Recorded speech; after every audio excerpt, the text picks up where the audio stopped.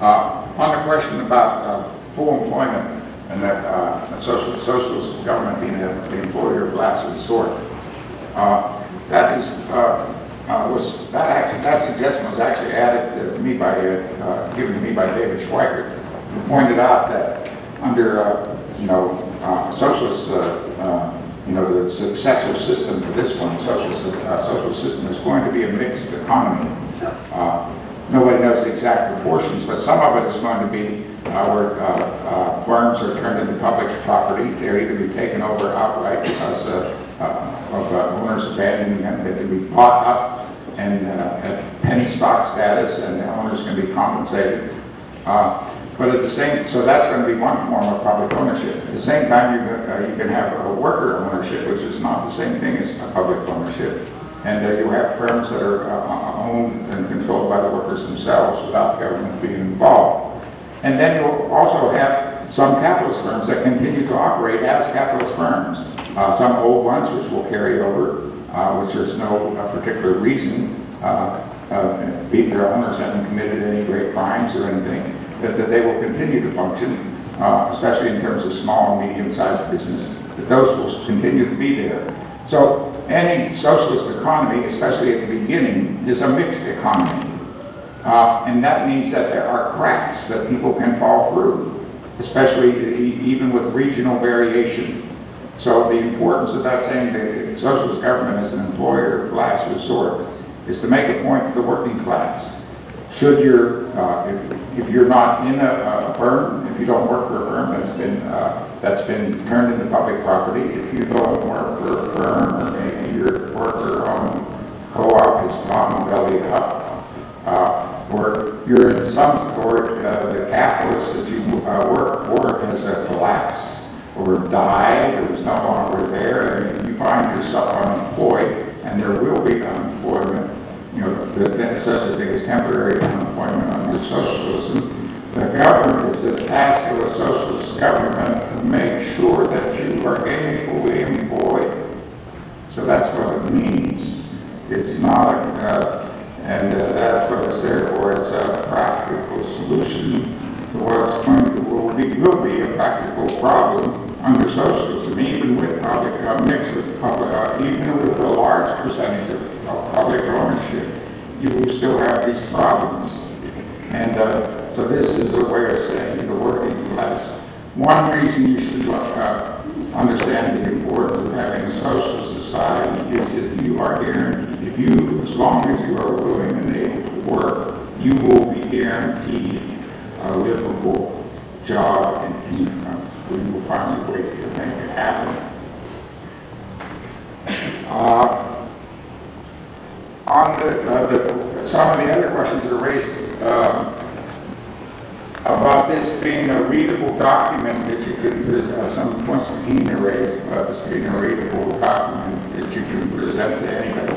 I think there's lots of people that you probably can't present this document to, and probably shouldn't. But what that points out to us is the importance of the task of developing a whole range of popular literature that uses this document as a kind of a mother lode in forming it in terms of what the ideas and so on we want to anchor it around. But we will have to find much more popular forms of literature to engage any numbers of people that we come in contact with.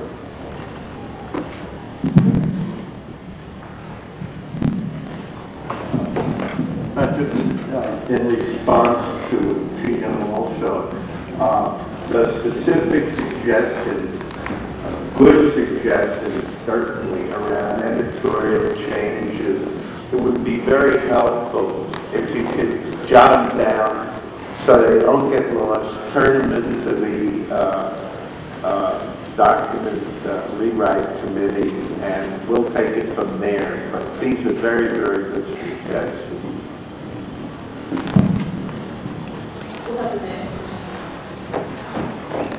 Good morning. My name is C.T. Weber, and Mike, closer here. Thanks. My name is C.T. Weber. Been a union organizer for the last 20-some years. held a number of union positions, elected to several. And currently I'm the regional director of California State Employees Association for the Sacramento and the Old County area. Living in California, I guess we have a little bit more of a luxury of how we deal with politics and that. It's a very solid Democratic Party state, and so the existence of third-party forces does not endanger, costing the election to somebody. But one of the things that drew me to this conference was the socialism for the 21st century, which to me means that we want to move away from the losses that we suffered in the latter part of the 20th century. And so that means, like my idea of, socialism doesn't become a reality until socialism wins. And so right now we're competing with capitalism, which is, I guess, the major conflict that we're struggling with. So when you go about how do you win, you might think of like some pre-party organizing. Like, for example, proportional representation, which I think will probably be brought up again, lays the groundwork where you get away from that win-lose situation and create a win-win situation. And once you get into that strategy, then you change the dynamics where it's not them and us. The one thing that I heard was that the whole concept around unity, I'm a little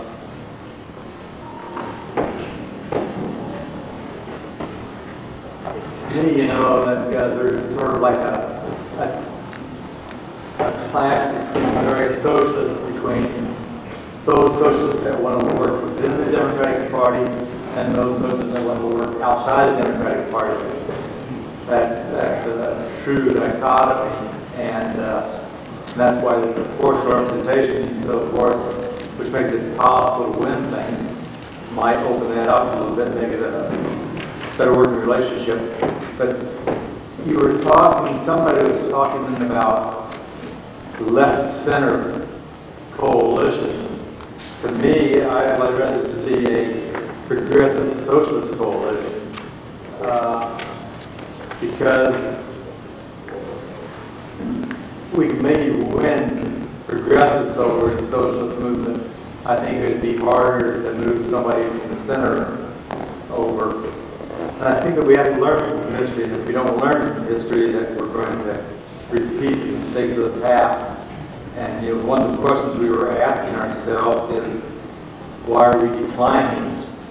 And in my analysis, one of the reasons that the socialist movement is declining goes all the way back to Browder when socialist movement started moving into the Democratic Party. And since that time, it was no longer an independent, fighting force. And so that what happens is you get this situation where you have support whatever the Democratic Party is doing. Like, for example, there was this big move from for single-payer health care. And I pick up one of the papers and it says, now, the masses support public option. Well, masses support single-payer, but public option has been taken off the table. So therefore, it's sort of like we're moving that and accepting, the Democratic Party thing without even struggling for our own ideals. And I think we just looked at the recent things, we're getting out of Afghanistan and Iraq. We're still there. We're still occupied. There was the bailout of the banks, which I think is something that we don't really stand for. the don't ask, don't tell policy, the right to marry policy, and really, gone against our LBGA or LGBT brothers and sisters, and single payer, just moving away to that public option is really a bad move also.